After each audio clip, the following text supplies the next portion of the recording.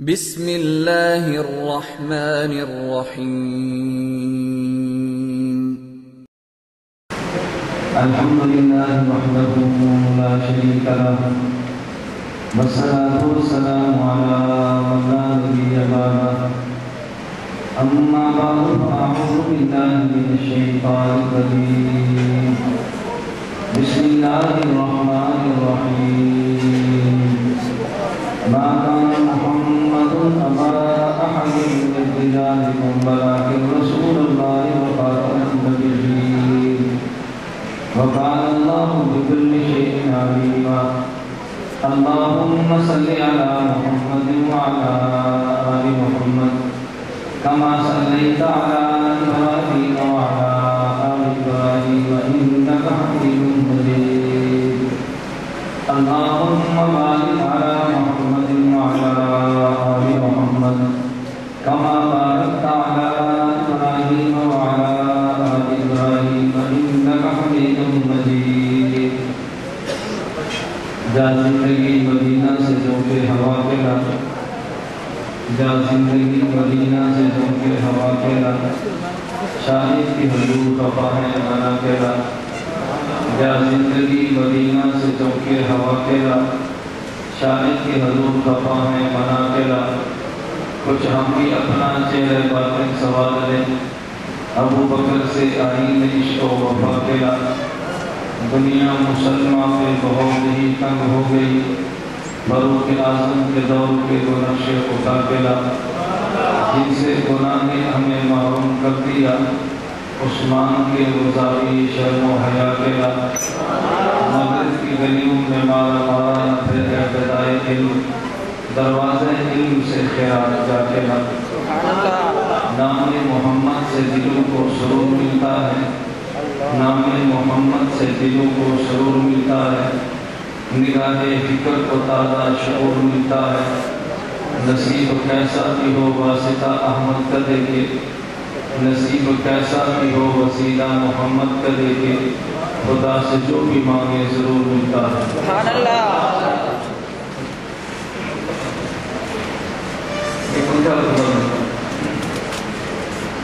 میرے نہایت واجب احترام بزرگوں مسلک اہل سنت والجماعت سے تعلق رکھنے والے وجود نوجوان دوستوں اور بھائیوں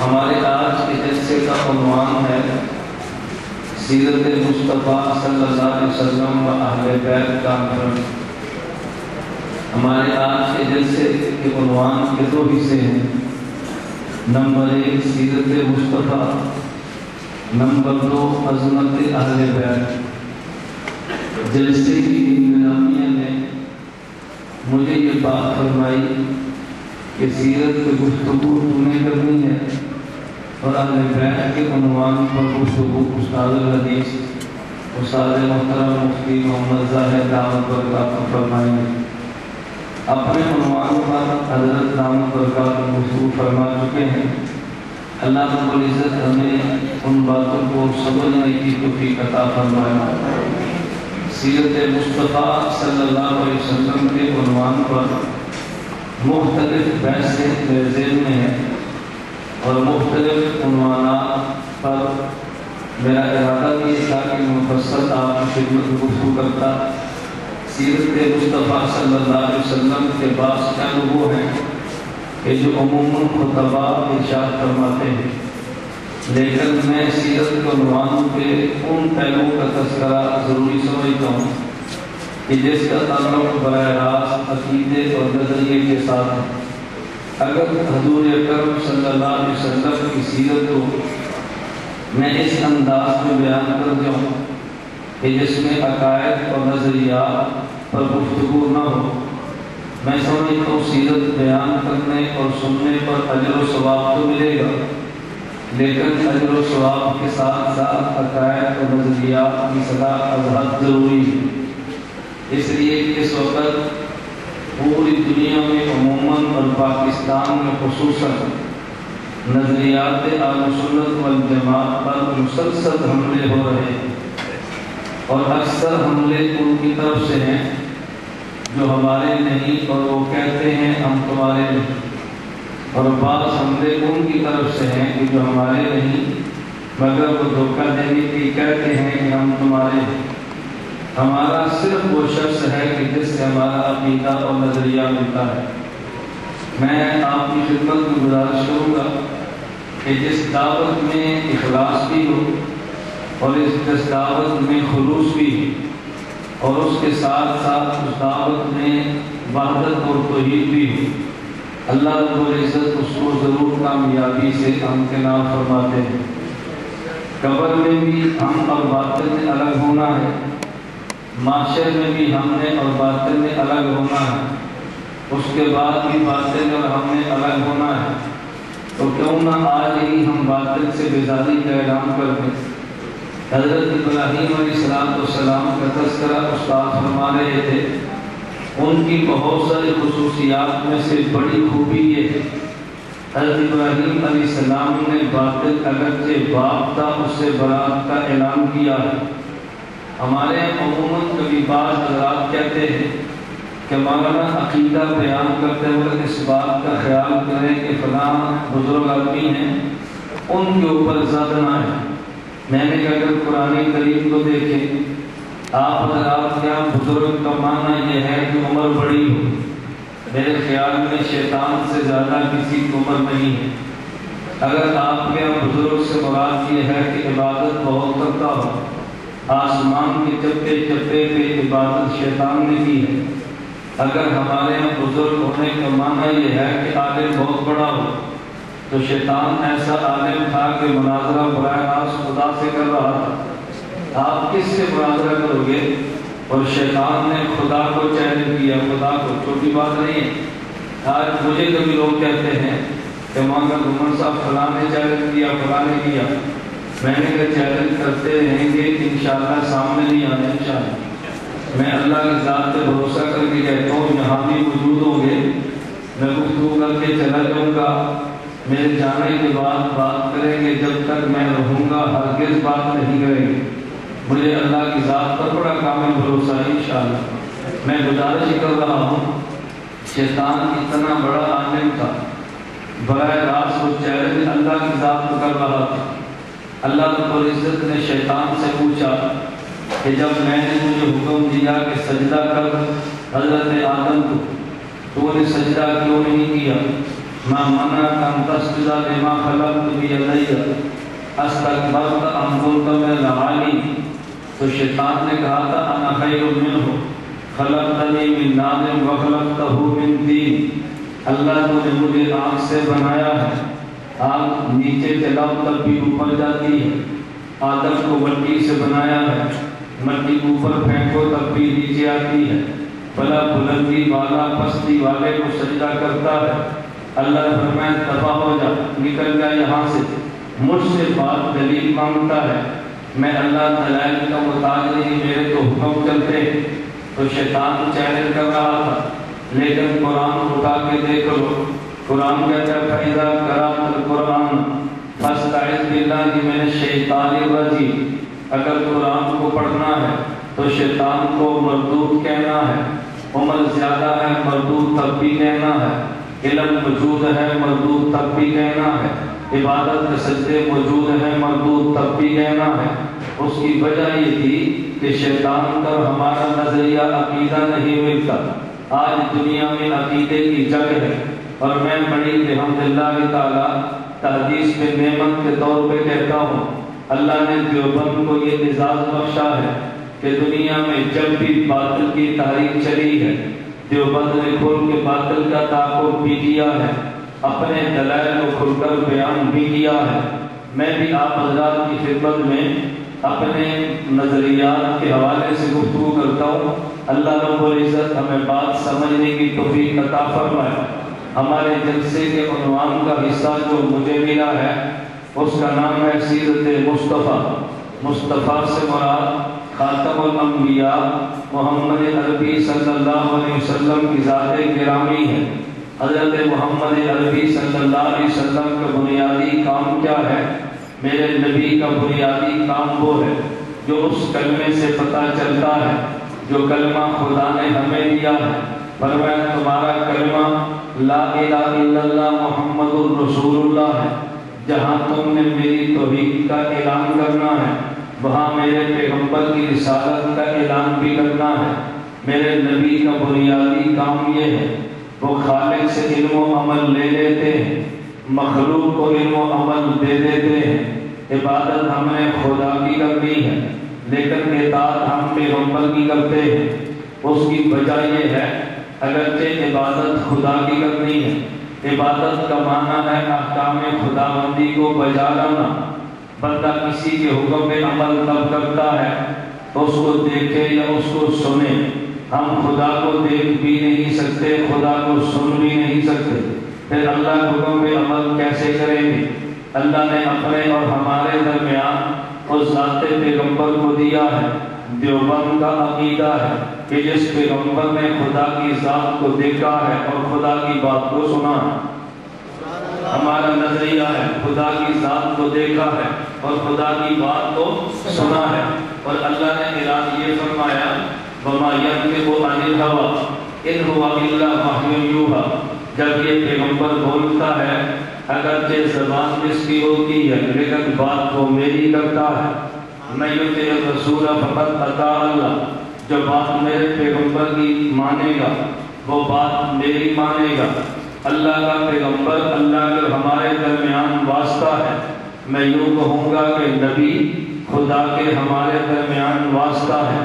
اللہ کا پیغام نبی ہم تک پہنچاتے ہیں اور دنیا میں پیغام کی دو صورتیں چلا کرتی ہیں۔ میں اس انداز میں گفتگو آپ کی خدمت میں کروں گا کہ رسالت کا معنی بھی سمجھ آئے اور بہت سے نظریات آپ کے سامنے قرآن و سنت کی روشنی میں آ جائے۔ پیغمبر کا کام کیا تھا؟ خدا سے پیغام کو لے کے امت کو دینا ہے، اور دنیا میں پیغام دو طرح سے چلتا ہے۔ پیغام کا ایک طرح یہ ہے کہ آپ حضرات نے جلسہ رکھا، آپ نے اشتہار چھپوا دیا، اس میں عنوان بھی دے دیا، آنے والے خطیب کا نام بھی دے دیا، خطیب کے القاب بھی دے دیے، اور ایک ہمارے یہاں جلسہ یوں چلتا ہے بغیر اشتہار کے پروگرام رکھا۔ مسجد کی انتظامیہ نے علماء کا اجلاس بلا کے کہا فلاں مسجد میں جلسہ ہے، اپنی اپنی مسجد میں اعلان کر دو۔ علماء نے اعلان فرمائے ہیں لیکن کوئی بندہ اپنی زبان میں اعلان اور لفظوں میں کرتا ہے، کوئی بندہ اور لفظوں میں کرتا ہے۔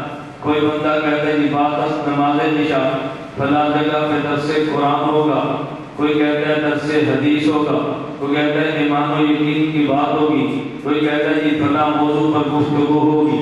ہر بندے کے الفاظ اپنے ہیں لیکن مراد سب کی یہی ہے کہ فلاں جگہ پہ بیان ہوگا۔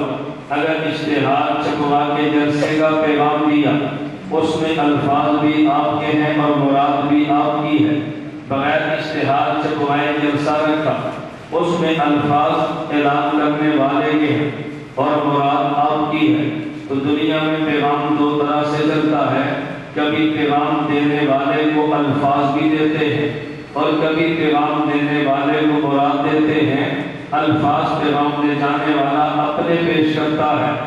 اگر یوں نہ سمجھ آئے میں ایک مثال اور دیتا ہوں آسانی سے بات سمجھانے کے لیے کہ دنیا میں نکاح کی تقریبات ہوتی ہیں اور نکاح کے موقع پہ دوست احباب کو جمع کرتے ہیں، کبھی شادی کارڈ چھپوا کے جمع کرتے ہیں، کبھی بغیر شادی کارڈ چھپوائے جمع کرتے ہیں۔ اگر شادی کارڈ چھپوا کے جمع کیا اس میں الفاظ بھی آپ کے ہیں، مراد بھی آپ کی ہے، اور اگر بغیر شادی کارڈ کے بدری یا نائی مثال کے طور پہ آپ نے بلایا اس میں الفاظ پیغام لے جانے والے کے ہیں اور مراد آپ کی ہے۔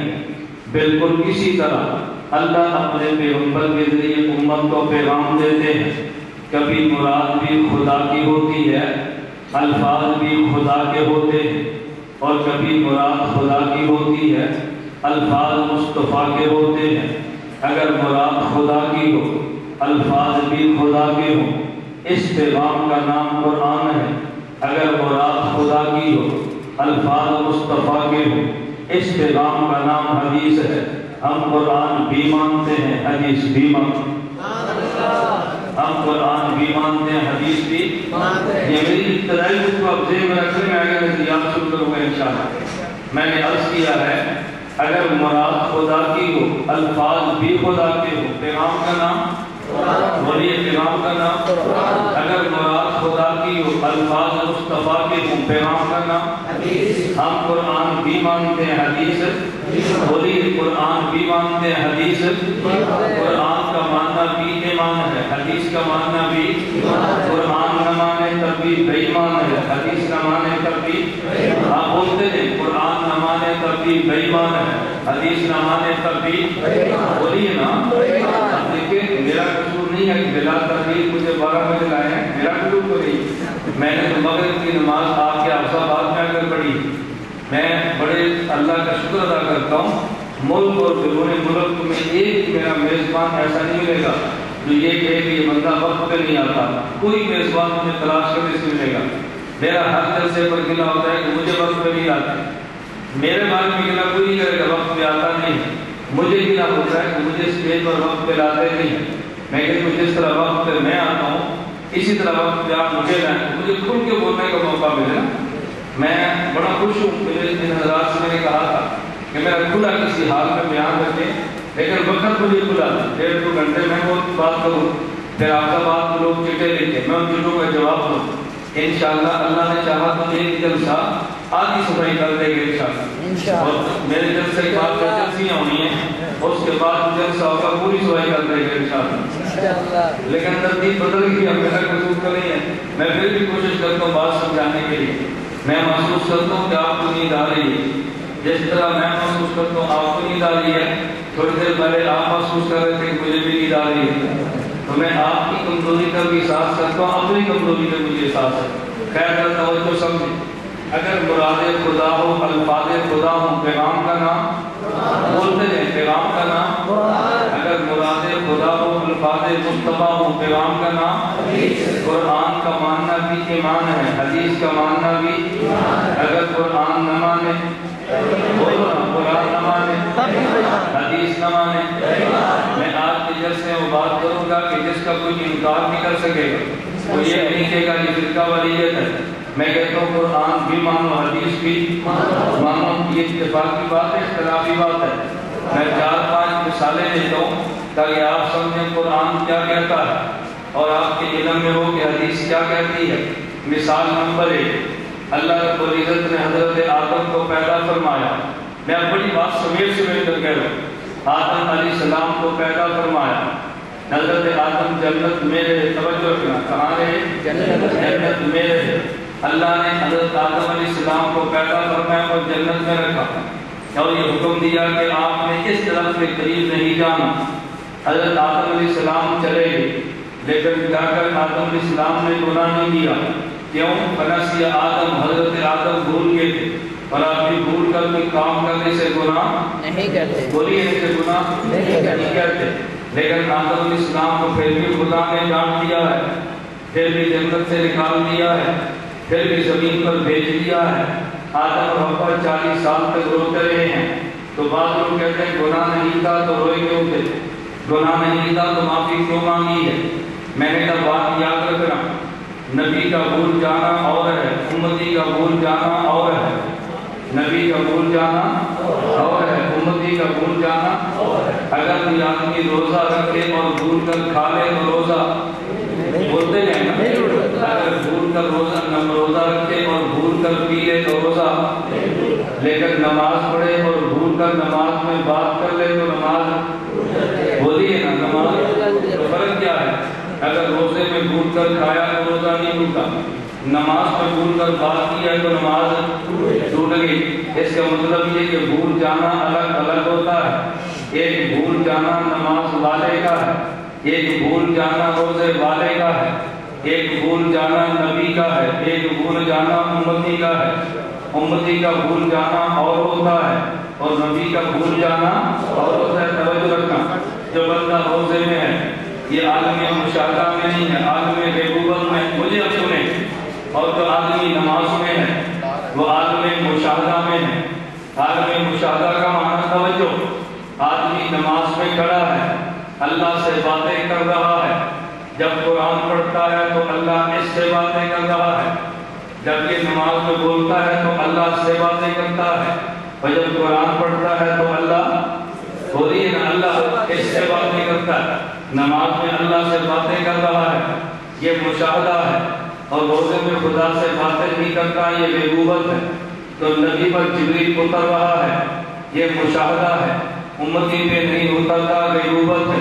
عالم غیبوبت کا بھول جانا اور ہے، عالم مشاہدہ کا بھول جانا اور ہے، روزے دار کا بھول جانا ایسے جیسے امتی بھولا ہے، اور نمازی کا بھول جانا ایسے جیسے نبی بھولا ہے۔ روزے دار بھول جائے تو معاف ہے، نمازی بھول جائے تو ڈانٹ پڑتی ہے، لیکن گناہ پھر بھی نہیں ہے۔ بھول کر بات کی ہے، نماز ٹوٹ گئی دوبارہ پڑھے، لیکن گناہ پھر بھی نہیں ہے۔ اور روزے میں بھول کر کھا لیا، گناہ بھی نہیں ہے اور روزہ بھی نہیں ٹوٹتا۔ میں ایک بات اور سمجھاتا ہوں، نبی اور امتی کے بھولنے میں کیا فرق ہے؟ امتی کے نبی کے ذمہ ایک کام، امتی کے ذمہ کئی کام تھے، نبی کے ذمہ ایک کام ہے، دعوت، تبلیغ، اللہ کی طرف بلانا، یہ پیغمبر کے ذمہ کام ہے۔ میں اس سے بڑھ کے کہوں گا، میں مثال دے کر ذرا بات کہتا ہوں۔ آپ حضرات نے بازار میں بیٹے کو بھیجا، 100 روپیہ دیا، کہا بیٹا اس میں 10 روپے کی ادرک لاؤ، 10 روپے کا دھنیا لاؤ، 10 روپے کی ہری مرچ لاؤ، آپ ساتھ ادرک لاؤ، لہسن لاؤ، تھوم لاؤ، کئی چیزیں اس کو دی۔ وہ لڑکا بازار میں گیا، واپس آیا، آپ نے سامان دیکھا تو اس میں ادرک نہیں ہے۔ وہ بچہ کہتا ہے جی میں بھول گیا۔ آپ بتاؤ اس بیٹے کو ڈانٹو گے؟ بولیے نا، نہیں ڈانٹیں گے۔ آپ نے بیٹے کو 10 روپے دیے، کہا بیٹا بازار سے ادرک لاؤ، وہ دکان سے واپس آیا، آپ نے کچھ ادرک لائے، وہ کہتا ہے بھول گیا، اب ڈانٹو گے یا نہیں؟ بولیے نا۔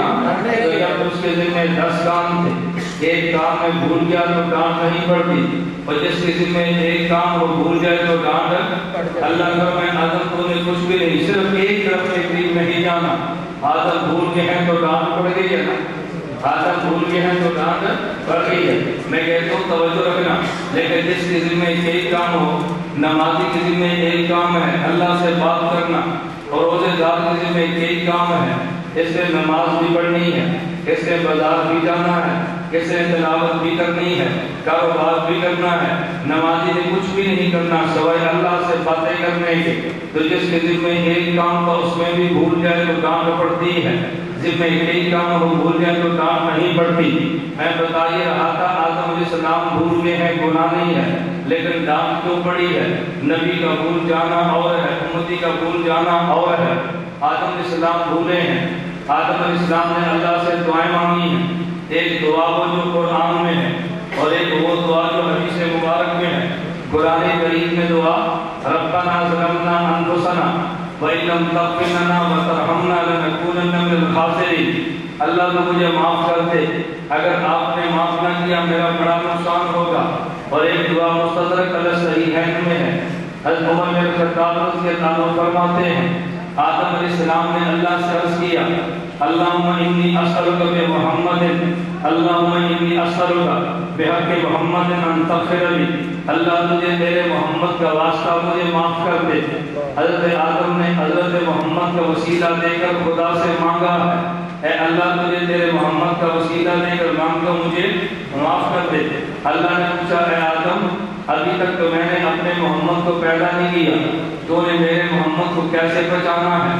کئی بار محمد ولم اخلق، حضرت آدم نے عرض کیا لما خلقتنی بیدک، اے اللہ جب آپ نے پیدا فرمایا تھا رفعت راسی میں نے سر اٹھایا، فرأیت علی قبائم العرش مکتوبہ لا الہ الا اللہ محمد رسول اللہ، میں نے عرش پہ لا الہ الا اللہ محمد رسول اللہ لکھا ہوا دیکھا تھا، فعرفت انک لم تضف برسمک الا حق الخلق الیک، میں نے اسی دن پہچان لیا پوری کائنات میں تجھے محمد صلی اللہ علیہ وسلم سے زیادہ محبوب کوئی نہیں ہے، اس لیے میں نے ان کا وسیلہ دے کر دعا مانگی ہے۔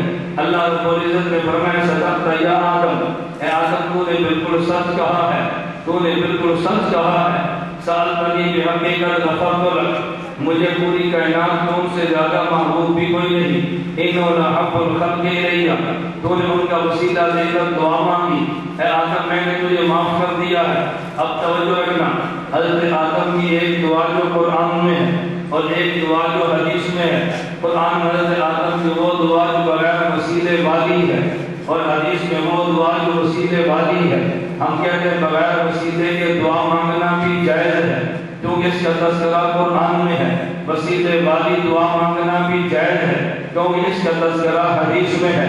ہم قرآن بھی مانتے ہیں، حدیث بھی مانتے ہیں۔ ہم قرآن بھی مانتے ہیں، حدیث بھی مانتے ہیں۔ بات میں ڈالی بات اتنا بڑا جھوٹ بولتے لوگ، کہتے ہیں کہ نا دیکھو اگر وسیلے کے ساتھ دعا ہوتی تو قرآن میں نہ ہوتی۔ میں نے کہا بھائی قرآن بھی ایمان ہے، حدیث بھی ایمان ہے، قرآن بھی ایمان ہے، حدیث بھی ایمان ہے۔ اللہ کے نبی کا جی چاہے قرآن پڑھ کے مسئلہ بتا دے، اللہ کے نبی کا جی چاہے تو حدیث پڑھ کے مسئلہ بتا دے۔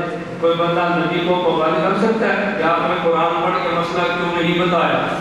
میں لاہور ایک مرتبہ کھانے پر تھا تو میزبان نے ایک دوست کو لایا، انہوں نے کہا کہ یہ مسئلہ پوچھنا چاہتا ہے۔ میں نے کہا لاؤ۔ میں نے پوچھا کہ کیا مسئلہ ہے، توجہ رکھنا۔ میرے کہتے ہیں مولانا صاحب یہ جس قبر میں مردے کو دفن کرتے ہیں کیا اس قبر میں عذاب و ثواب ہوتا ہے؟ میں نے کہا تیرا کیا خیال ہے؟ آپ جلدی جواب نہ دیا کریں، پہلے اس کا خیال بھی پوچھ لیا کریں۔ آپ الگ بڑی جلدی جواب دیتے ہیں، میرے پاس آتے ہیں، دلیل اپنے ذمہ نہ لیں، دلیل اس کے ذمہ لگایا کریں۔ میں اکثر علماء کی خدمت میں عرض کرتا ہوں، وہ کچھ دن آپ نے مجھے اپنی خدمت کا موقع فراہم فرمائے۔ ہم نے ابھی 9 جولائی سے لے کے 20 جولائی تک 12 دن کا کورس مرکز اہل سنت والجماعت 87 جنوبی سرگودا محض علماء کے لیے رکھا ہے، اور عوام کے ہر انگریزی ماہ کی پہلی جمعرات زور سے لے کے جمعہ ہفتہ زور تک 3 دن کا کورس آپ مہینے میں جس مہینے میں آنا چاہے تشریف لائیں، بستر اپنے ساتھ لائیں، کرایہ اپنے جیب میں ڈالیں، کھانا اور پڑھانا ہمارے ذمہ۔ ان کے لیے 3 دن کا کورس ہے، تو جو بندہ سوال کرے نا اپنے کھاتے میں ڈالیں، دلیل اس کے ذمہ ڈالیں۔ میں نے کہا تیرا کیا خیال ہے؟ کہتے ہیں میرا تو خیال ہے نہیں ہوتا۔ میں نے کہا کیوں نہیں ہوتا؟ کہتا ہے اس کی وجہ اگر اس قبر میں عذاب و ثواب ہوتا تو قرآن میں ذکر ہوتا، جب قرآن میں نہیں تو میں نہیں مانتا۔ میں نے کہا مسئلہ صاف ہو گیا، اس کا معنی جو بات قرآن میں وہ مانیں گے، جو قرآن میں وہ نہیں مانیں گے۔ کہتے ہیں قرآن میں ہوگی تو مانیں گے، نہیں ہوگی تو نہیں مانیں گے۔ میں نے کہا اچھا آپ کیا کوئی بندہ فوت ہو جائے تو تم سب سے پہلے کیا کرتے ہو؟ کہتے ہیں یہ غسل دیتے ہیں۔ میں نے کہا پھر؟ کہتا ہے کفن دیتے ہیں۔ میں نے کہا پھر؟ کہتا ہے جنازہ پڑھتے ہیں۔ میں نے کہا پھر؟ کہتا ہے دفن کرتے ہیں۔ میں نے کہا پھر؟ کہتا ہے پھر واپس آ جاتے ہیں۔ میں نے کہا کوئی ہندو تم سے پوچھے کہ تم جو اپنے ابو جان کو غسل دیتے ہو، کیا قرآن میں لکھا ہے کہ ابو کو غسل دینا؟ کیا قرآن میں لکھا ہے ابو کو کفن دینا؟ کیا قرآن میں لکھا ہے اس میں جنازہ پڑھنا؟ قرآن میں لکھا ہے اس کو قبر میں دفن کرنا؟ میں کہتا ہے قرآن میں تو نہیں ہے۔ تو میں نے کہا تم اپنے ابو جان کو غسل کیوں دیتے ہو؟ کہتے ہیں اگر قرآن میں نہیں ہے تو حدیث میں تو ہے نا۔ میں نے کہا جس طرح حدیث میں 4 چیزیں ہیں، پانی بھی تو ہے نا۔ نہیں سمجھا؟ یہ 4 قرآن میں نہیں تھی، تم نے مان لی ہے، اور 5 کہتا ہے یہ قرآن دکھاؤ۔ اب بتاؤ میت کو غسل ہم نے دینا فرشتوں نے؟ بولو نا۔ کفن، جنازہ، دفن، عذاب، ہم سے ہی بات نہیں ہے۔ عذاب کس نے دینا؟ اللہ نہیں، فرشتوں نے۔ اللہ براہ راست نہیں دیتے نا، کس کے دن میں؟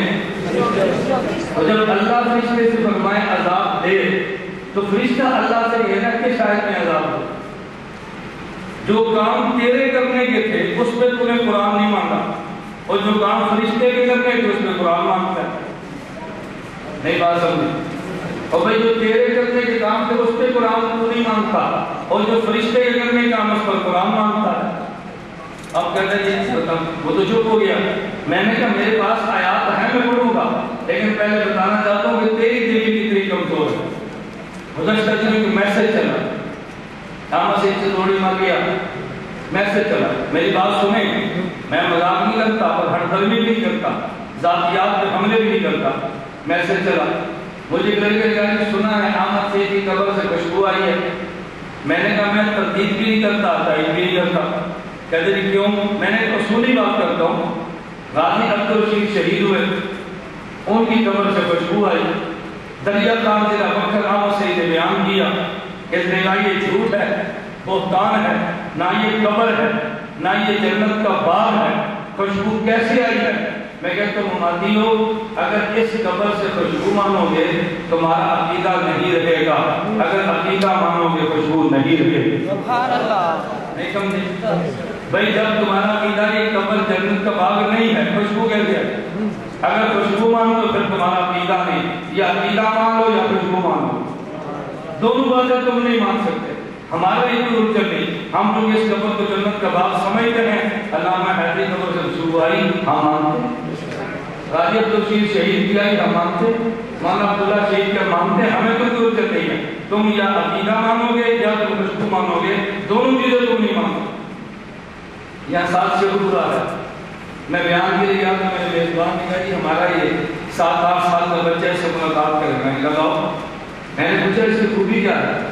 کہتے ہیں ہمارے ماموں مقلد ہیں، غیر مقلد لڑکی سے نکاح ہوا، وہ ہمارے گھر میں اس نے آ کر مسائل چھیڑ دی، ہم ان کی واسی کیوں نہیں کرتے، رفع دین کیوں نہیں کرتے، یہ لڑکا آپ کی ویڈیو سیڈیاں دیکھتا ہے، آپ کے بیان سنتا ہے۔ اس لڑکے کا مامی میں تو اس سے بات کرتا ہوں 7-8 سال کا، مامی نے کہا کرو بات، لڑکے نے کہا کس مسئلے میں بات کرو گی؟ مامی کہتی ہے رفع دین۔ اس لڑکے نے کہا نہیں، ہمارا اور تمہارا بنیادی اختلاف تقلید پر ہے، اگر امام کی تقلید کرے گے تو مسئلے بھی مانیں گے، تقلید نہیں کریں گے تو مسئلے بھی نہیں مانیں گے، میں تم سے تقلید پہ بات کروں گا۔ مامی کہتی ہے کرو۔ اس نے کہا میرا ایک سوال ہے، مجھے بتاؤ تقلید ایمان ہے یا شرک ہے؟ نہیں سمجھ، تقلید ایمان ہے یا شرک ہے؟ بولیے نا، تقلید ایمان ہے یا شرک؟ اس لڑکے نے کہا مامی جواب بات نہیں دینا، پہلے ذرا میری وضاحت سن لے۔ میں نے کہا کیا مطلب؟ ہم نے کہا میرا ماموں مقلد ہے اور تم غیر مقلد ہو، اگر تمہارا عقیدہ ہے کہ تقلید شرک ہے تو پھر مشرک کے ساتھ نکاح نہیں ہوتا، اگر تمہارا عقیدہ ہے تقلید ایمان ہے تو پھر تم غیر مقلد نہیں رہ سکتی، اگر تم تقلید کو شرک ہوگی نکاح نہیں ہوگا، تقلید کو ایمان کہے ہوگی تمہارا مذہب نہیں رہے گا۔ نہیں سمجھے؟ وہ بھی سمجھ رہی بات؟ اب 12 بجے کے بعد بیان شروع تو کچھ ہی سمجھ آتی ہے۔ اگر تقلید کو شرک ہوگی تو نکاح بولیے نہیں رہے گا، ایمان کو ہوگی تو عقیدہ نہیں رہے گا۔ میں کہتا ہوں ہماری قبر میں خوشبو مانو گے تو عقیدہ نہیں رہے گا، عقیدہ رکھو گے خوشبو نہیں رہے گی، تمہاری مرضی خوشبو مان لو، تمہاری مرضی عقیدہ مان لو، اپنے عقیدے پر بات کرو۔ توجہ، میں نے کہا وسیلے کے بغیر والی دعا مانتے ہیں، قرآن میں ہے، وسیلے والی مانتے ہیں، حدیث میں ہے، جو بغیر وسیلے والی دعا نہیں مانتا وہ قرآن نہیں مانتا، جو وسیلے والی دعا نہیں مانتا وہ حدیث نہیں مانتا۔ دیوبند والے قرآن بھی مانتے ہیں، دیوبند والے حدیث بھی مانتے ہیں، سبحان اللہ، دیوبند والے قرآن بھی مانتے ہیں، دیوبند والے حدیث بھی بولنا، دیوبند والے حدیث بھی مانتے ہیں۔ بلکہ میں ایک بات کہنا چاہتا ہوں، ہاں میں دیوبند کا عقیدہ بیان کرتے ہوئے کہتا ہوں، خدا کی قسم دیوبند والے کو نماز پہ اعتماد نہیں ہے، روزے پر اعتماد نہیں ہے، اپنی تلاوت پر اعتماد نہیں ہے، جتنا اعتماد حضرت محمد کی ذات پر ہے۔ میری تلاوت میرے یہاں ہو سکتی ہے، میرے بیان میرے یہاں ہو سکتی ہے، میری نماز میرے یہاں ہو سکتی ہے، وجود پیغمبر ریا سے پاک ہے، تو جس میں ریا کا شبہ ہے اس پر اعتماد کیا کروں گا؟ جو ریا سے پاک ہے اعتماد اس پہ کرنا۔ کسی عاشق پیغمبر نے کہا تھا، اس نے نبی کے روز نبی کے مکان کو دیکھا، پیغمبر کے مکان کو دیکھ کر اس نے یوں کہا تھا، یا بدی ادل والعنا جی لک سلطان علی المہجی ان بیتن انت ساکن غیر محتاج علی السرجی۔ حسن و جمال کے مالک پیغمبر، لوگ حکومت بدن پہ کرتے ہیں، آپ حکومت دلوں پہ کرتے ہیں، جس مکان میں آپ رہتے ہیں یہ جناب و سورج کا محتاج نہیں ہے، بل کلمہ الحجتنا یوم یات الناس بالحجتی، قیامت کے دن خدا پوچھے گا کیا لائے ہو؟ لوگ نماز و روزہ پیش کریں گے، میں رخ محمد پیش کروں، سبحان اللہ، لوگ نماز و روزہ پیش کریں گے اور میں رخ محمد پیش پیش کروں گا۔ نماز کو مسترد کیا جا سکتا ہے لیکن پیغمبر کے وجود کو واپس کیسے کیا جا سکتا ہے؟ ارے چھوڑ، میں دیوبند کے عقیدے کی بات کرتا ہوں۔ جب میرے شیخ زکریا رحمۃ اللہ علیہ نے فضائل درود شریف میں لکھا ہے، میرے شیخ زکریا فرماتے ہیں نماز میں ریا آ جائے مسترد ہو جاتی ہے، روزے میں ریا آ جائے یہ منہ پہ بات کیا جاتا ہے۔ وجود پیغمبر کی بات نہیں کرتا، میں کہتا ہوں وجود پیغمبر پہ پڑھا جانے والا درود پاک اتنا مقبول ہے، اگر ریا کے ساتھ پڑھا جائے خدا تب بھی واپس نہیں کرتا، واپس نہیں کرتا۔ پیغمبر کے وجود کیا، پیغمبر کے درود کے ضابطے بدل دیے ہیں۔ دوسرے بدوانوں کو کس منہ سے گستاخ پیغمبر کہتا ہے؟ میں نے کہا اس لیے میں بات کہتا ہوں، توجہ، میں نقطہ کرنے لگوں۔ میں نے کہا یہ خود کو محمدی کہنے والا اگر تجھے یقین ہے تو کل پوچھنا، اس سے پوچھ حضرت پیغمبر کے وجود کو وسیلہ مانگتا ہے؟ کہتا ہے میں نہیں مانگتا۔ میں نے کہا کہ تو محمدی کیسا ہے؟ اس سے پوچھ بھئی تو نمازی ہے؟ کہتا ہے جی اللہ کا شکر ہے۔ کہاں پوچھ بھئی آپ حاجی ہیں؟ کہتا ہے جی اللہ کا شکر ہے۔ حاجی کے لوانے پہ خدا کا شکر ادا کرتا ہے کیونکہ وہ حج کے وسیلے کا قائل ہے۔ نمازی ہونے پہ خدا کا شکر ادا کرتا ہے، وہ سمجھتا ہے نماز میرا وسیلہ بن سکتی ہے۔ تو محمدی بھی کہتا ہے محمد کو وسیلہ بھی نہیں مانتا، تو کیسا محمدی ہے؟ میں نے کہا میں نمازی ہوں، نماز کا وسیلہ بھی مانتا ہوں۔ ارے حاجی ہوں، حج کا وسیلہ بھی مانتا ہوں، اور اس سے بڑھ کے وجود پیغمبر کو وسیلہ مانتا ہوں۔ میں نے یہی کہا، توجہ رکھنا، میں ایک بات کہہ رہا ہوں، کبھی ہمیں لوگ کہتے ہیں میں وجود پیغمبر میں بات کرتا ہوں، لیکن تو پیغمبر تو بڑی بات ہے، جو بند والوں سے پیغمبر کے شہر مدینہ کی بات کر۔ مجھے ایک بندہ کہنے لگا مولانا امام بخاری بڑے آدمی ہیں۔ میں نے کہا بڑے نہیں، بہت بڑے آدمی ہیں۔ کہا جی امام حنیفہ؟ میں نے کہا بہت بڑے آدمی ہیں۔ کہتے ہیں امام حنیفہ بھی بڑے ہیں، امام بخاری بھی بڑے ہیں، تو پھر آپ امام ابو حنیفہ کو لیتے ہو، تقریر ان کی کرتے ہو، امام بخاری کی کیوں نہیں کرتے؟ میں نے کہا حدیث سے ان کی بھی مانتے ہیں، تقریر امام ابو حنیفہ کی کرتے ہیں۔ مجھے کہتے ہیں وجہ کیا ہے؟ میں نے کہا وجہ یہ ہے ہم عشاق مدینہ ہیں۔ کہتے ہیں کیا مطلب؟ امام بخاری عشاق مدینہ نہیں تھے۔ میں نے کہا وہ بھی تھے۔ کہتے ہیں کہ اس کا مطلب کیا ہے؟ میں کہتا ہوں امام ابو حنیفہ یہ بھی مدینہ لے کر جاتے ہیں، امام بخاری یہ بھی مدینہ لے کر جاتے ہیں، لیکن دونوں میں فرق ہے۔ اگر لاہور سے جہاز اٹھتا ہو اور مدینہ منورہ جاتا ہو اور 5 گھنٹے میں جاتا ہو، دوسرا جہاز لاہور سے مدینہ منورہ جاتا ہو، ایک جہاز 1 گھنٹے میں جاتا ہو۔ آپ سب بات کے دوستو مجھے تم بتاؤ تم کس جہاز پہ جانا پسند کرو گے؟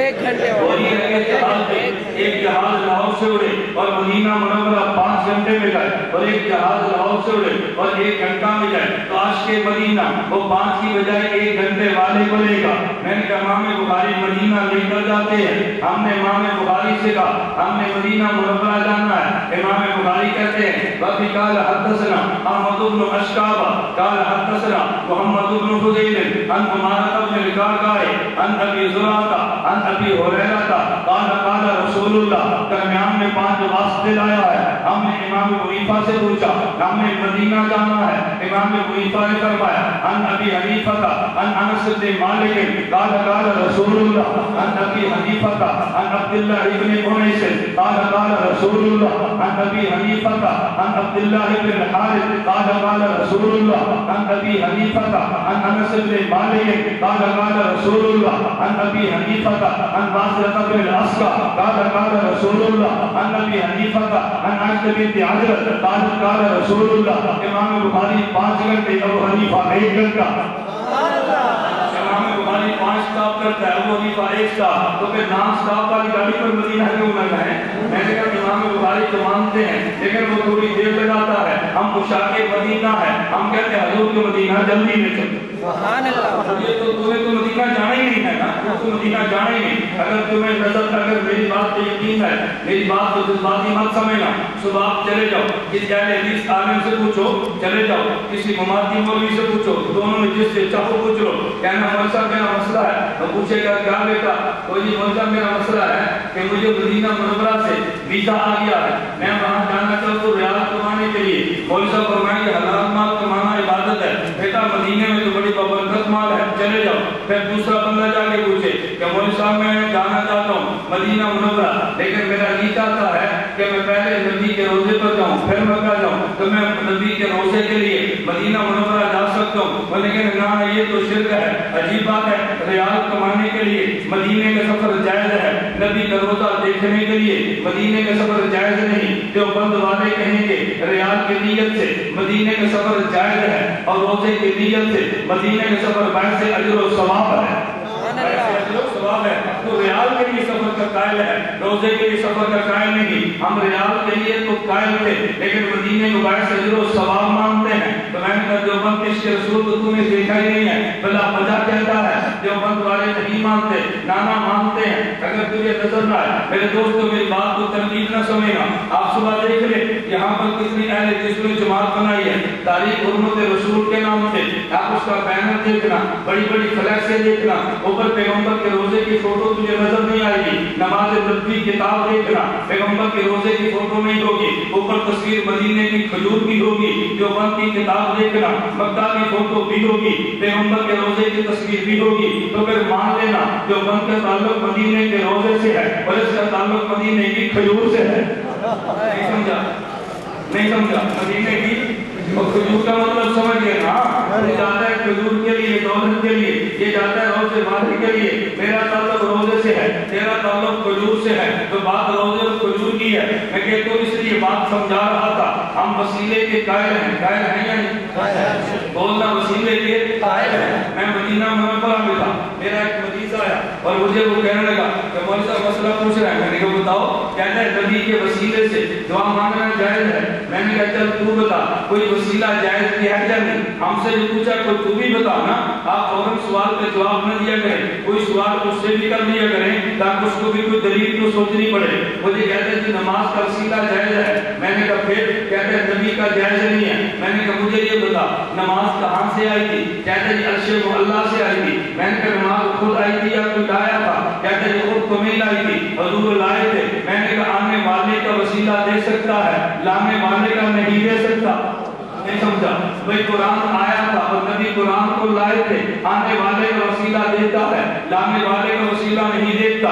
خود پیغمبر کی ذات نماز کا وسیلہ ہے، نبی نہ ہوتے نماز کیسے ملتی؟ خود قرآن کا وسیلہ پیغمبر کی ذات ہے، اگر پیغمبر نہ ہوتا قرآن کیسے ملتا؟ میں یہ بتا رہا تھا اگر قرآن کھولے گا تو آپ بغیر وسیلے کے ملتی ہے، اگر حدیث کھولے گا تو آپ وسیلے کے ساتھ دعا نہیں ملتی ہے۔ جو بند والے بدون وسیلہ دعا کے قائل ہیں قرآن میں ہے، وسیلہ والی دعا کے قائل ہیں حدیث میں ہے۔ قرآن بھی ایمان ہے، حدیث بھی ایمان، قرآن بھی ایمان ہے، حدیث بھی ایمان۔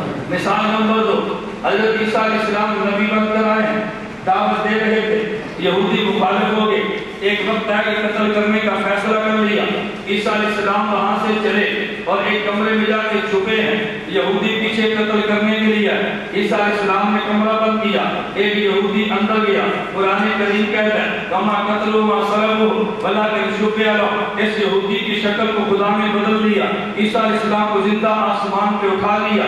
یہودی باہر آ کر کہتا ہے اندر عیسیٰ علیہ السلام تو نہیں ہے، بولنے کا تو بھی کہتا ہے عیسیٰ علیہ السلام نہیں ہے، اسی کو پکڑا سولی پر چڑھا دیا۔ قرآن کہتا ہے نانا ورفعہ اللہ، خدا نے عیسیٰ علیہ السلام کو آسمان پہ اٹھا لیا ہے۔ پھر حدیث مبارک میں موجود ہے قیامت سے پہلے عیسیٰ علیہ السلام آسمان سے اتریں گے۔ توجہ رکھنا، ہم آسمان پہ جانا عیسیٰ علیہ السلام کا زندہ مانتے ہیں کیونکہ قرآن میں ہے، آسمان سے زندہ آنا یہ بھی مانتے ہیں کیونکہ حدیث میں ہے۔ قرآن بھی ایمان ہے، حدیث بھی ایمان ہے۔ کوئی آسمان پہ زندہ جانا نہیں مانتا جیسے عیسائی ہے، وہ آسمان سے زندہ آنا نہیں مانتا جیسے جاوید غامدی ہے۔ ہم زندہ جانا بھی مانتے ہیں، زندہ آنا بھی مانتے ہیں، ہم زندہ جانا بھی مانتے ہیں، زندہ آنا بھی مانتے ہیں۔ میں جب کبھی موجودہ دور کے کسی بے ایمان سکالر کا نام لیتا ہوں تو بعض بچے کو پریشانی آتی ہے، مولانا نے جس کا نام لے لیا، میں نے کبھی ہمیں پہرے دار کہتے ہیں، پہرے دار یہ نہیں دیکھتا کہ دیوار کو فلاں کرانے والا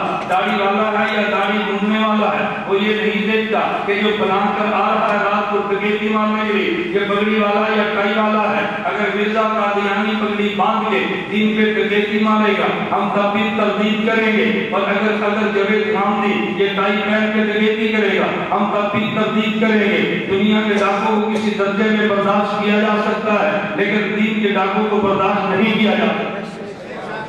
تو عیسائیوں نے زندہ جانا مان لیا، لیکن عیسائیوں نے کیا زندہ گئے نہیں تھے، زندہ آئیں گے، اور یہ کہتا ہے کہ زندہ گئے بھی نہیں، زندہ آئیں گے بھی نہیں۔ تو ہم کہتے ہیں ہم نے عیسیٰ علیہ السلام کا آسمان پہ زندہ جانا مانا قرآن کی وجہ سے، آسمان سے زندہ آنا مانا حدیث کی وجہ سے۔ ہم قرآن بھی مانتے ہیں، حدیث بھی مانتے ہیں۔ قرآن نہ مانے تب بھی بے ایمان ہے، حدیث نہ مانے تب بھی بے ایمان ہے۔ توجہ، اللہ کے پیغمبر کے گھر میں پیغمبر کی بیویاں بھی ہیں، پیغمبر کی اولاد بھی ہے۔ ہم نے قرآن کریم اٹھا کے دیکھا، انما یرید اللہ لیذھب عنکم الرجس اہل البیت ویطہرکم تطہیرا، قرآن کی آیت اتری ہے۔ اللہ فرماتے ہیں ہم نے اہل بیت کو پاک رکھنے کا فیصلہ کر لیا ہے، پاک کرنے کا نہیں، پاک رکھنے کا۔ پاک تو پہلے سے تھے، ان کو پاک رکھنا ہے۔ پاک کرنا اور ہوتا ہے اور پاک رکھنا نہیں سمجھے، پاک کرنا اور ہوتا ہے، پاک رکھنا اور ہوتا ہے۔ ہم نے ان کو پاکیزہ رکھنے کا فیصلہ کیا ہے۔ جب یہ آیت اتری ہے، ام سلمہ رضی اللہ عنہا کا گھر تھا، ام سلمہ نے کہا یا رسول اللہ، جب یہ آیت اتری ہے حدیث مبارک میں ہے، حضرت علی کو نبی پاک نے بلایا، حضرت زہرا کو بلایا، حسن و حسین کو بلایا، فجدلہم بالنسائی، ان کو چادر کے نیچے لیا، پھر فرمایا اللہم ہؤلاء اہل بیتی، اللہ میرا علی بھی اہل بیت ہے، اللہ میری زہرا بھی اہل بیت ہے، حسن و حسین بھی اہل بیت ہے، فضل عنہم الرجس وطہرہم تطہیرا، اللہ ان کو بھی پاک رکھنا۔ توجہ، اب ایک پیغمبر کی بیویوں کا معاملہ ہے، ایک پیغمبر کی اولاد کا معاملہ ہے۔ ہم نبی کی بیوی کو اہل بیت کہتے ہیں، یہ قرآن میں درج ہے۔ ہم نبی کی اولاد کو اہل بیت کہتے ہیں، یہ پیغمبر کی حدیث میں ہے۔ ہم نے نبی کی بیوی اہل بیت مانی قرآن کی وجہ سے، پیغمبر کی اولاد کو اہل بیت مانا پیغمبر کے فرمان کی وجہ سے۔ ہم کہتے ہیں نبی کی بیویوں کو اہل بیت ماننا ایمان ہے، نبی کی اولاد کو بھی اہل بیت ماننا ایمان ہے۔ جو نبی کی بیویوں کو اہل بیت نہ مانے یہ قرآن کو نہیں مانتا، جو پیغمبر کی اولاد اہل بیت نہ مانے یہ حدیث کو نہیں مانتا۔ قرآن نہ مانے تب بھی بے ایمان ہے، حدیث نہ مانے تب بھی بے ایمان ہے۔ ہم نبی کی بیویوں کو بھی اہل بیت مانتے ہیں قرآن کی وجہ سے، پیغمبر کی اولاد کو اہل بیت مانتے ہیں پیغمبر کے فرمان کی وجہ سے، پیغمبر کے فرمان کی وجہ سے۔ چلیے نمبر 4 کے ساتھ اللہ کے نبی کی 2 زندگیاں ہیں، ایک نبی کی دنیا والی زندگی ہے، ایک نبی کی قبر والی زندگی ہے۔ نبی کی دنیا والی زندگی دے، نبی یہاں بھی نماز پڑھتے ہیں، نبی کی قبر والی زندگی دے، نبی وہاں بھی نماز پڑھتے ہیں۔ ہم نے پیغمبر کی دنیا والی نماز کو دیکھا تو قرآن کہتا ہے باب ربہ کا حتی یاتی اکلی کی، پیغمبر جب تک وفات نہ آئے آپ نے نماز پڑھتے رہنا ہے، عبادت کرتے رہنا ہے۔ نبی کی دنیا والی نماز کا تذکرہ قرآن میں ہے اور حدیث مبارک میں ہے، الانبیاء احیاء فی قبورہم یصلون، انبیاء قبروں میں زندہ اور نمازیں پڑھتے ہیں۔ تو نبی کی دنیا والی نماز یہ قرآن میں ہے، جسے ماننا ایمان ہے۔ پیغمبر کی قبر والی نماز یہ حدیث میں جس کو ماننا ایمان ہے۔ نبی کی دنیا والی نماز نہ مانے یہ تب بھی بے ایمان ہے، پیغمبر کی قبر والی نماز نہ مانے تب بھی بے ایمان ہے۔ جو بند والے نبی کی دنیا والی نماز بھی مانتے ہیں، قبر والی نماز بھی مانتے ہیں یا نہیں؟ بلند آواز سے مانتے ہیں یا نہیں؟ دنیا والی نماز بھی مانتے ہیں، قبر والی نماز بھی مانتے ہیں۔ جو بند کا عقیدہ ہے کہ انبیاء کے قبروں میں زندہ ہیں، تو انبیاء قبروں میں زندہ ہیں۔ جو نبی کو قبر میں زندہ مانتا ہے اہل سنت والجماعت ہے، جو نبی کو قبر میں زندہ نہیں مانتا وہ اہل بدعت ہے۔ جو کا عقیدہ ہے انبیاء قبروں میں زندہ ہیں، اپنے ہاتھ کھڑے کرو، یہ کا عقیدہ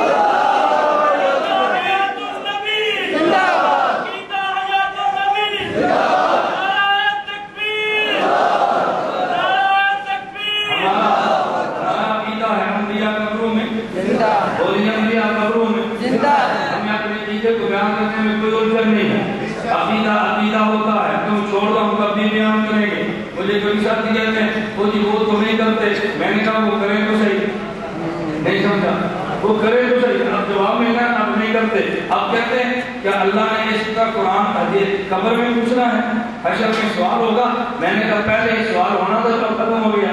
آج تک جو تم نے مسئلہ چھیڑا تھا کبھی کہتے اس مسئلے کو عوام میں بیان نہ کرو، میں نے کہا شروع تم نے کیا، روکتے ہمیں ہو، تم نے بیان کیا تو ٹھیک تھا، ہم عوام کو سمجھائیں تو غلط ہے۔ ہم بابا کے دوہل کہتے ہیں انبیاء علیہ السلام قبروں میں زندہ، انبیاء قبروں میں زندہ، انبیاء قبروں میں زندہ ماننے اہل سنت والجماعت ہے۔ اور جب نبی کو قبر میں زندہ نہ مانے اہل سنت والجماعت نے بلکہ اہل بدعت ہے. تو میں سمجھا یہ رہا تھا نبی کی دنیا والی نماز قرآن میں ہے اور نبی کی قبر والی نماز حدیث میں ہے. ہم قرآن بھی مانتے ہیں حدیث بھی مانتے ہیں. نمبر 5 مثال سنیے.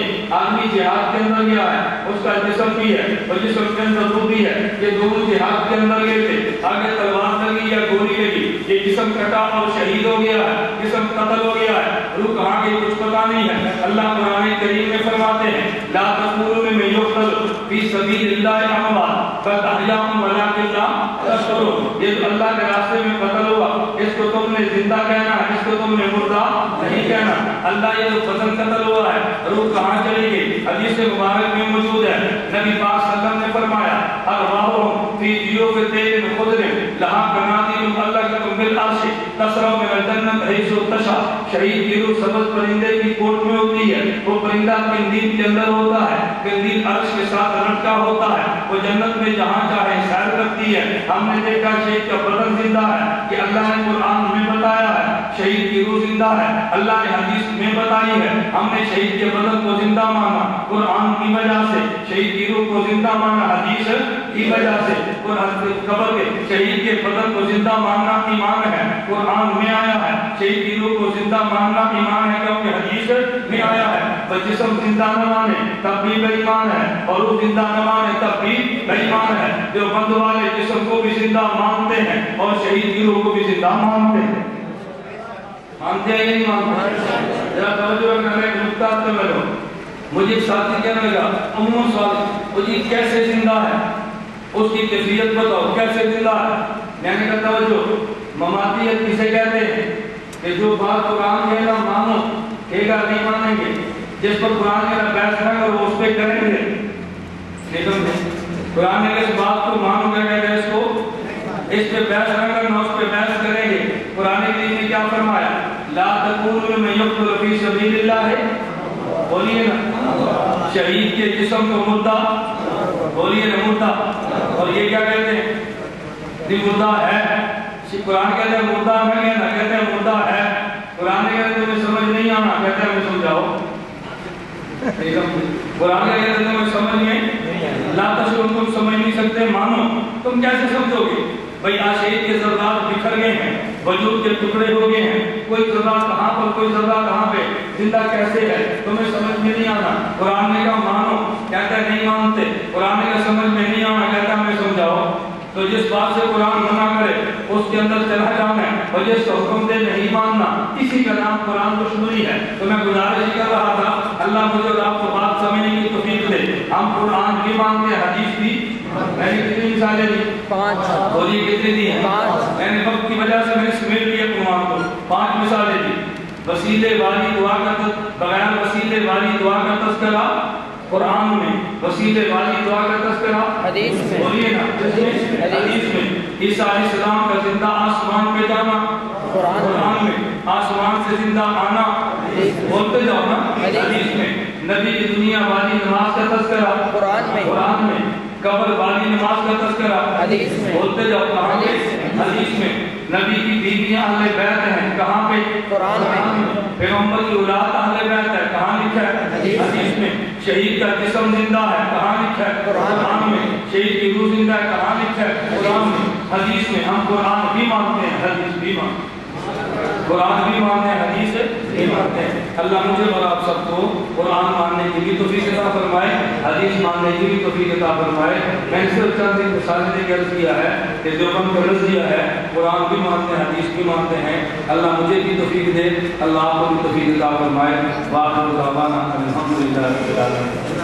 الحمدللہ رب العالمین والصلاۃ والسلام علی رسولی وعلی آلہ وصحبہ اجمعین. اے اللہ ہم سب کو گناہوں کو معاف فرما دے, خطاؤں سے درگزر فرما دے, غیر حاجات کو پورا فرما دے, مشکلات دور فرما دے, عافیت کے ساتھ دین کی خدمت کے لیے قبول فرما دے. اتنے ہزار رشید لائے ہیں کہ مولا کریم تمام گناہ قبول فرما دے. خاتمہ بالایمان, خاتمہ بالخیر فرما. قیامت کے دن نبی کریم صلی اللہ علیہ وسلم کی ہم سب کو شفاعت نصیب فرما. صلی اللہ تعالی علی رسولہ خیر خلقہ.